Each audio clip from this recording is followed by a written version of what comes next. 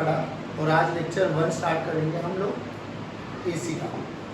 अब इसमें क्या करना है हम लोगों को, हमें ना कुछ वैल्यूज़ को डिफाइन करना है, जैसे average value for half, average value for full, E square का एवरेज। रीज़न क्यों निकालना है, क्यों पीछे पड़े हुए हम लोग इनके, क्योंकि रियलिटी में हमारी जो डे टू डे लाइफ में जितनी भी वैल्यू चलने वाली है ना, हम डील करने वाले हैं आरएमएस वैल्यू के साथ, और बाद में बात करने वाले हम पीक वैल्यू की, और फिर इन दोनों में रिलेशन देखेंगे ना। What do you mean by RMS value? RMS value को अगर हम पढ़े ध्यान से तो आरएमएस वैल्यू की फुल फॉर्म बोलो, रूट मीन स्क्वायर। अब हम उल्टा स्टार्ट करेंगे, स्क्वायर करके मीन निकालेंगे, फिर उसका रूट लेंगे। तो सबसे पहले हमें ना मीन निकालना आना चाहिए। अब मैथ्स में एक फॉर्मूला होता है मीन बेसिकली एवरेज।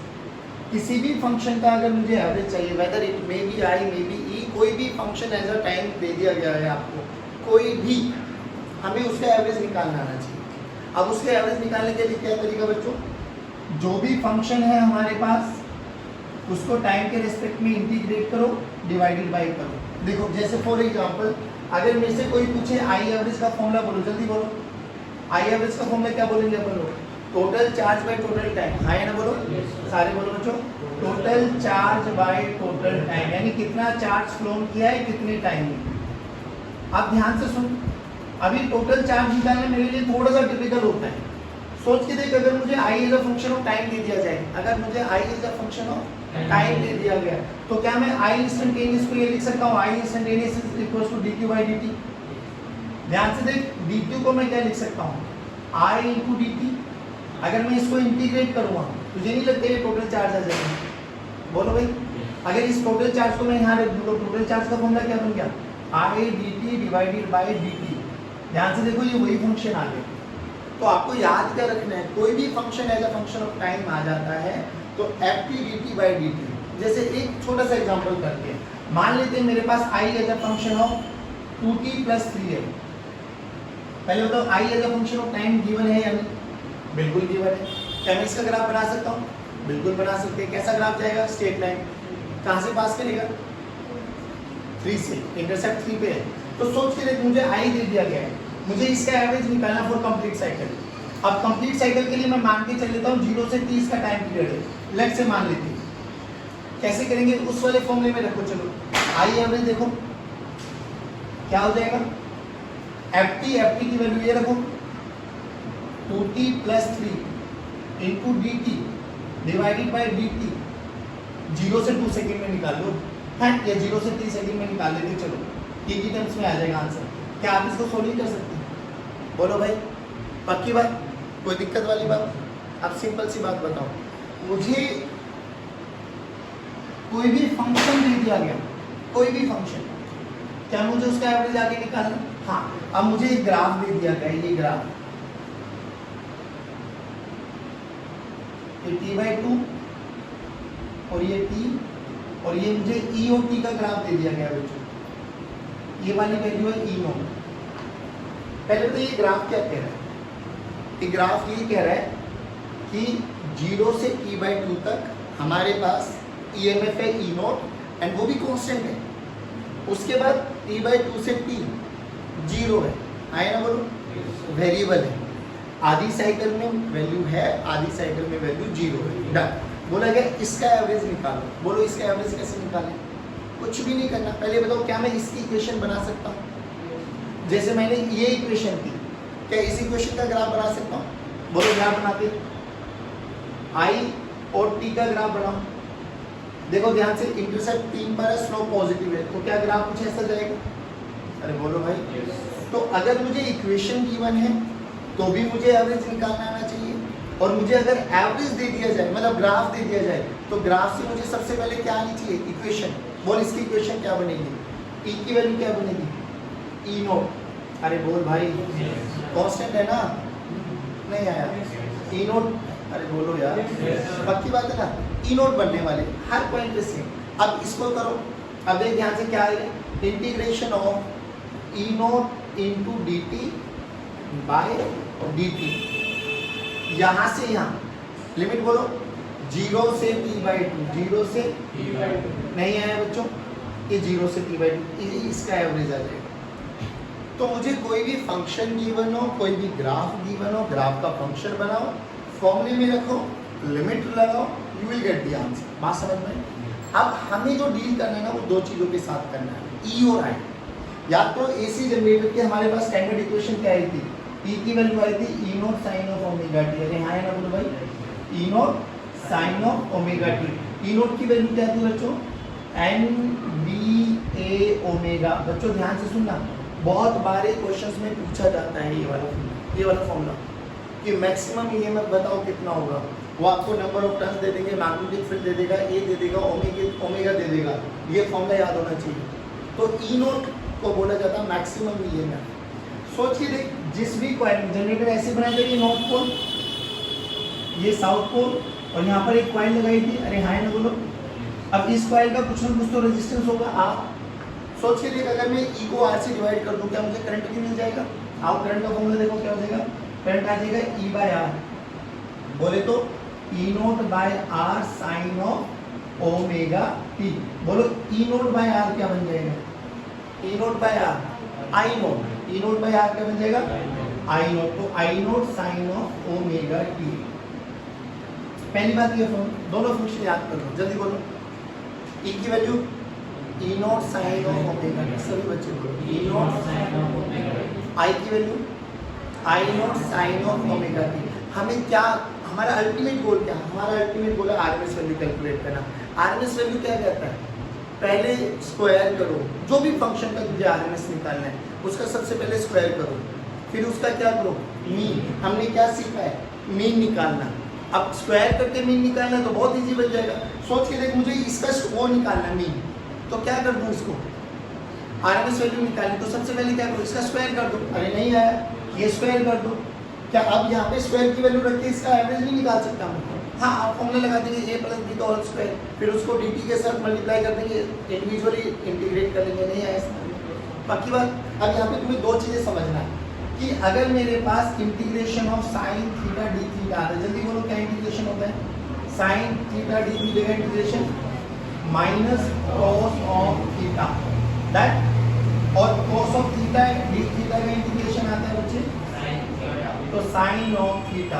और एक चीज और याद रखना है, अगर मुझे sine square theta D theta का इंटीग्रेशन आता है तो मुझे इस साइन स्क्वायर के फंक्शन को ब्रेक डाउन कर लेना है लीनियर फंक्शन में। देखो क्या करेंगे हम लोग, integration of 1 minus cos 2 theta by 2 into D theta. Similarly ऐसे ही cos स्क्वायर थीटा आ जाए बच्चों, सारे बोलो 1 प्लस cos 2 थीटा बाय 2, और लीनियर फंक्शन का इंटीग्रेशन हमें आता है। दैट है। अब एक बात बताओ मुझे, हमने जब इसका ग्राफ बनाया था तो यू विल रियलाइज कि इसका ग्राफ कुछ ऐसा ग्राफ बना था हमारे पास। दैट अब ये कोई भी फंक्शन है, इट में भी ई इट में भी आई, देखो दोनों में साइन का फंक्शन आ रहा है, तो ई भी साइन का फंक्शन है, आई भी साइन का फंक्शन है, और साइन का ग्राफ ये होता है। ये हमारे पास t इक्वल टू 0, ये हमारे पास हाफ साइकिल होती है t/2, और ये मेरे पास कंप्लीट साइकिल होती है। एक कंप्लीट साइकिल के बाद ये अपने आप के फंक्शन को रिपीट करता है, इनको पीरियोडिक फंक्शंस भी बोले जाते हैं। अब एक बार बता मुझे, जब भी हमें एवरेज बोलेगा ना वो, तो हमसे पूछा जाएगा कि हाफ साइकिल के लिए निकालो, कंप्लीट साइकिल के लिए निकालो। तो हाफ साइकिल के लिए लिमिट्स क्या हो जाएगी, 0 से t/2। कंप्लीट के लिए बोलो 0 से t, 0 से कंप्लीट के लिए 0 से t, और हाफ के लिए एक चीज़ और याद करो। अब हम लोगों के पास ना एक टर्म आती है जिसको हम बोलते हैं ओमेगा। ओमेगा की वैल्यू होती है थीटा बाय टी। ओमेगा क्या होता है, एंगुलर वेलोसिटी, है ना। जैसे वहाँ पे लीनियर वेलोसिटी होती थी, v की वैल्यू dx/dt, ऐसे ही ओमेगा होता है dθ/dt। अब एक बार बताओ, एक कंप्लीट चक्कर में ये कितना एंगल घूमती है, पाई कितना चक्कर घूमती है, और उस कंप्लीट एंगल को कवर करने में, एंगुलर डिस्प्लेसमेंट को कवर करने में लेट से कैपिटल टाइम लगा, कैपिटल टी।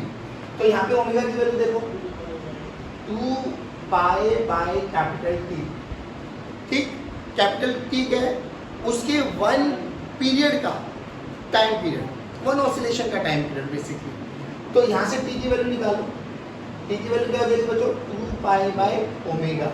सोच, मुझे हाफ साइकिल क्या निकालना है, तो half cycle pi by omega, अगर हाफ साइकिल निकालना है तो पाई बाय ओमेगा। यानी आपके पास यहाँ पे दो लिमिट्स देखने को मिलेंगी, एक टी की टर्म्स में, एक पाई बाय ओमेगा की टर्म्स में। बोल हाफ साइकिल की लिमिट क्या हो जाएगी? 0 से पाई बाय ओमेगा। सारे बोलो। फुल साइकिल की बोलो। और कैपिटल टी की टर्म्स में आए तो भी रख लेना, बट इसकी टर्म्स में रखोगे ना तो आपको और कोई वैल्यू रखने की जरूरत नहीं पड़ेगी। जो भी चीजें कैंसिल आउट होगी, cos पाई sin पाई आपके पास रेडियन पाई की टर्म्स में आ जाएगा। और cos पाई कितना होता है? -1। cos sin pi 0, sin 0 0, cos 0 sin pi by 2 +1, cos pi by 2 0। बात समझ में आई? अब ये सब चीजें हम लोगों को याद होनी चाहिए। रियलिटी में हमें क्या करना है, हमें ये वाला फॉर्मूला याद होना चाहिए। इस फॉर्मूले में अब हम निकालेंगे E average, I average, E square का एवरेज, आई स्क्वायर का average, and then E R M S and then I R M S. Total मिला के ये 8 डेरिवेशन होती है। 4 डेरिवेशन मैं करा दूंगा, 4 डेरिवेशन आप कर लेना। सेम रिजल्ट आएगा, सेम रिजल्ट, बस फर्क आएगा जहाँ जहाँ ई नोट आएगा ना वहाँ वहाँ आई नोट लिख देना, बाकी कोई भी फॉर्मूले में चेंज नहीं आने वाला। बोलो इतना समझ में आया? पक्की बात। सबसे पहले क्या करना है अपन को? आई एवरेज, आई एवरेज करो, ये एवरेज करो। आई तो फंक्शन बोलो F T D T by D T, और आई का फंक्शन क्या बचा हमारे पास?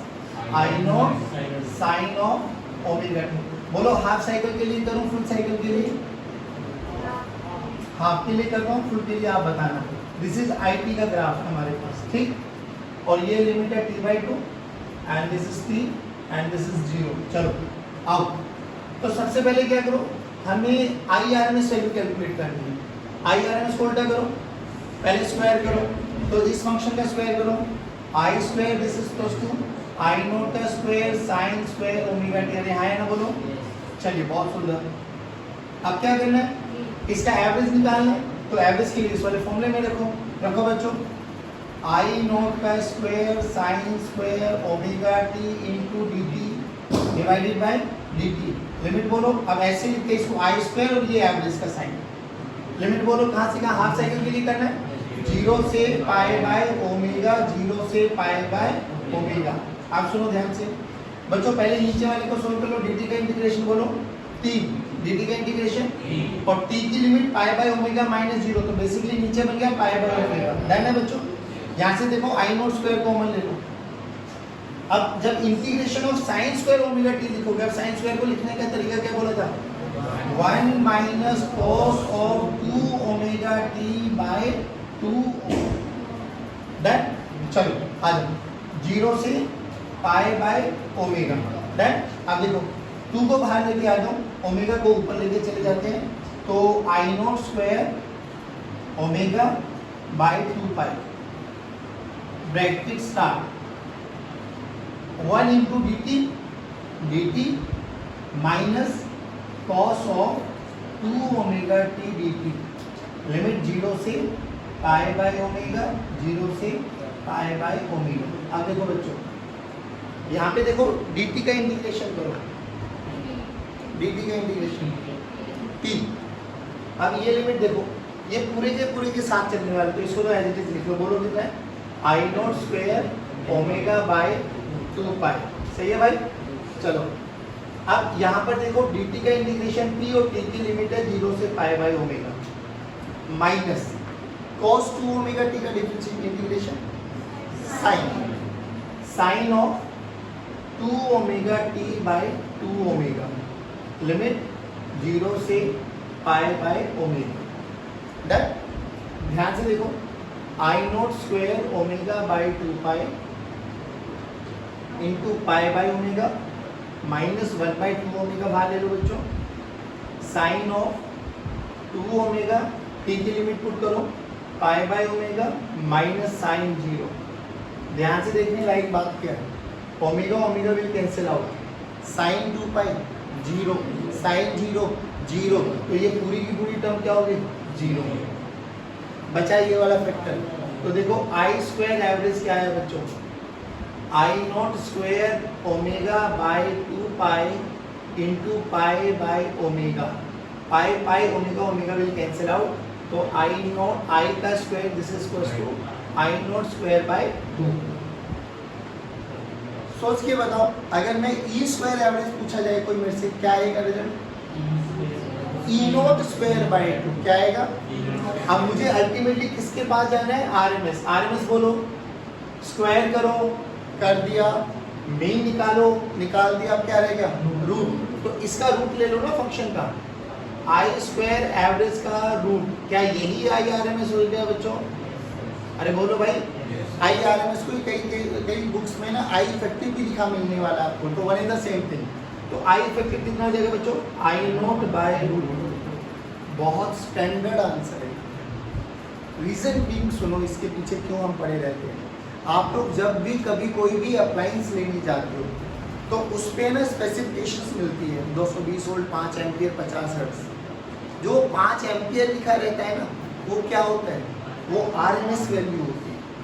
तो डे टू डे लाइफ में हम जिन भी वैल्यूज के साथ खेलते हैं ना, वो हमें या तो वीआरएमएस मिलती है वो, या आईआरएमएस मिलती है। कोई भी डिवाइस उठा, उस पर मिलता नहीं लिखा हुआ 220 वोल्ट इतना इतना इतना, वो बेसिकली सारी की सारी आरएमएस वैल्यू होती है। अब बात ये आती है क्यों हम आरएमएस वैल्यूज के पीछे पड़े रहते हैं। आई टेल यू, उसका सीक्वेंस बताओ, पहले ये बताइए, समझ में आया? सिमिलरली बताइए, ई आरएमएस निकालो तो क्या आ जाएगा?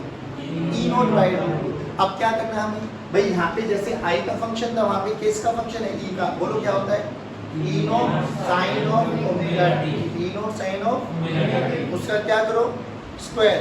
ई naught square sine square omega T. Sine square omega T को फिर दोबारा से लिखो, 1 minus cos 2 omega T by 2। नहीं आया, पक्की बात। फिर उसको इंडिविजुअली डिफरेंशिएट करो, इंटीग्रेट करो, सॉरी इंटीग्रेट करके यू विल फाइंड कि यही रिजल्ट आता है। डन? अब सुनो मेरी बात। अब ये तो बात थी हमारे लिए, जैसे एक बारी एक एग्जाम में पूछा गया, जैसे हमने वो ग्राफ वाला क्वेश्चन किया था, उसी वाले ग्राफ क्वेश्चन को करते हैं। बोला गया कि मेरे पास वीटी का ग्राफ है, वीटी का ये ग्राफ, फिर ये ग्राफ, ये वी नॉट, ये टी बाई 2 और ये टी। ठीक, बोला गया find RMS value of this, RMS value for complete cycle निकालना है। अब ध्यान से देख बाबा, कंप्लीट साइकिल के लिए बच्चे हाफ वैल्यू तक तो वैल्यू है, बट दूसरे हाफ के लिए 0। अभी हमें क्या सिखाया गया है? सबसे पहले फंक्शन निकालो, फिर उसका क्या करो? स्क्वायर, फिर उसका क्या करो? मीन, फिर क्या करो? रूट। खत्म। अब इसकी वैल्यू बता, इसका फंक्शन तो अभी भी देखा है, कांस्टेंट वैल्यू है। अरे बोल भाई, कांस्टेंट वैल्यू है ना, तो क्या आ जाएगा इसका फंक्शन? देखो ना ध्यान से, y = mx + c, यही तो होता है मेरे पास स्ट्रेट लाइन। सोच के देख, स्लोप क्या है? 0। स्लोप 0 तो ये वाला फैक्टर तो 0 हो गया। बाकी बचा कौन? इंटरसेप्ट। नहीं आया। अब y एक्सिस में कौन है? v, और इंटरसेप्ट कहाँ पर है? v नोट पर। नहीं आया बच्चों, ये बन गया मेरे पास फंक्शन। अब इस फंक्शन का क्या करना है? स्क्वायर। क्या हो जाएगा? v नोट का स्क्वायर। अरे बोल भाई, तो ले लो भाई इसका स्क्वायर, v नोट का स्क्वायर। अब अगर v नोट का स्क्वायर कर दिया, अब मुझे एवरेज निकालना है। आ जाओ जल्दी बोलो, v नोट का स्क्वायर dt। ठीक, कहां से कहां? 0 से t/2। ओके डन, 0 से t/2 प्लस t/2 से t। लेकिन यहाँ पर v की वैल्यू कितनी है? 0। 0 का स्क्वायर 0, तो ये लिखो ना भी लिखो तो भी चलने वाला है। लेकिन याद क्या रखना, जब नीचे डिफरेंट इंटीग्रेट में करोगे dt, तो इसकी लिमिट बोलो कहां से कहां? 0 से t या 0 से t/2?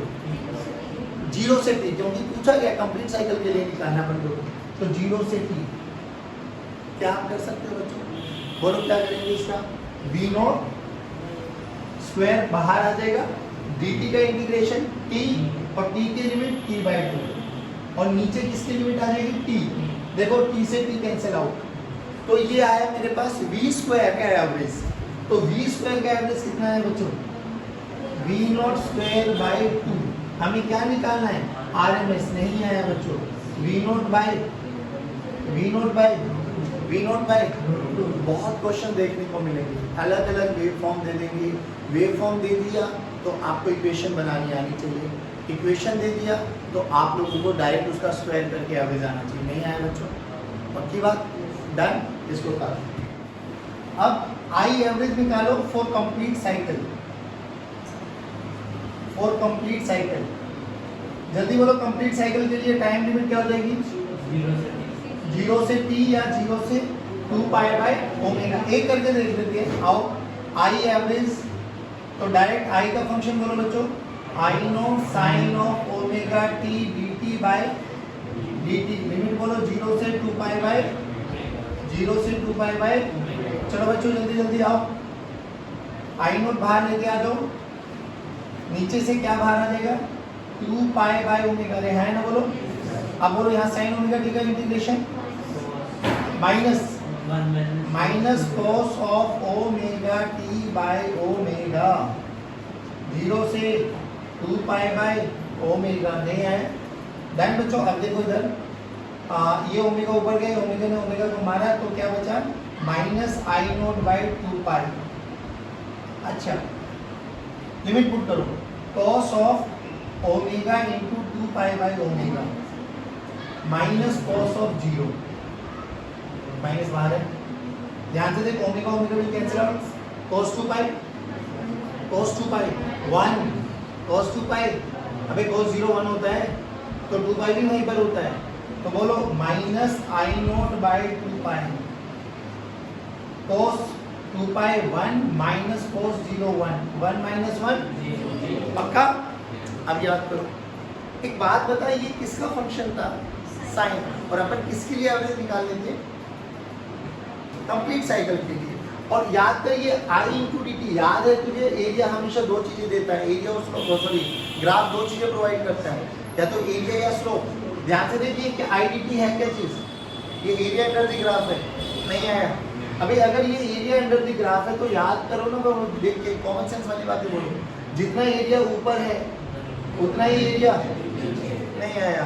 यानी अगर एक चार्ज क्लॉकवाइज डायरेक्शन में चल रहा है तो दूसरा, तो नेट जीरो, नेट जीरो होना भी चाहिए था, और मैथमेटिकली आया भी। सिमिलरली तू ऐसे बता, ई का ग्राफ बोल, E naught sine of omega T, तुम्हें नहीं लगता है कि ये ग्राफ अभी भी ऐसे आएगा क्या, ई एवरेज और कंप्लीट साइकिल अभी भी 0 आएगा। ये रिजल्ट याद कर लो कि अगर साइन और कोस का लीनियर फंक्शन है फॉर कंप्लीट साइकिल, उनका एवरेज हमेशा क्या आएगा, याद करो। अगर साइन और कोस का लीनियर फंक्शन है फॉर कंप्लीट साइकिल, उनका एवरेज, फॉर कंप्लीट साइकिल उनका एवरेज। नाउ अगर इसका मुझे हाफ साइकिल के लिए करना हो तो लिमिट चेंज कर दो बस, 0 से पाई बाय ओमेगा, 0 से हाफ साइकिल बाबा। तो हाफ साइकिल के लिए बोलो I average for half cycle,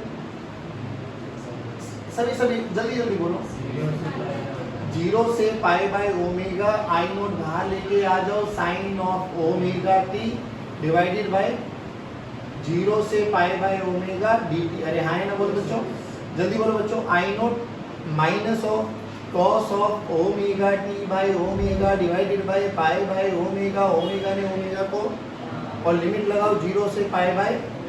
चलो देखो ध्यान से, कुछ आ रहा है समझ में, आई नोट बाय पाई, ठीक, लिमिट रखो, cos of omega into pi by omega, omega ने ओमेगा को मारा, cos ऑफ 0, बोलो cos पाई -1, cos 0 1, -1 -2 बाहर भी माइनस है 2, तो यहाँ पर आ गया 2 I naught by pi, 2 I naught by, याद करो अगर ऐसे ही E average for half cycle आ जाए तो 2 E naught by pi, 2 E naught by. अब ध्यान से सुनो, एक छोटा सा टेबल है, बाद में लिख दूंगा, अभी याद कर लो। E average for half cycle 2 E naught by pi, E average for half cycle, सारे बोलो, सारे बोलो, I average for half cycle, E average for complete cycle 0, I average for complete cycle, E square average for half cycle. अब सुनो, E square average for half करो या E square average for full करो, you will find result same आता है।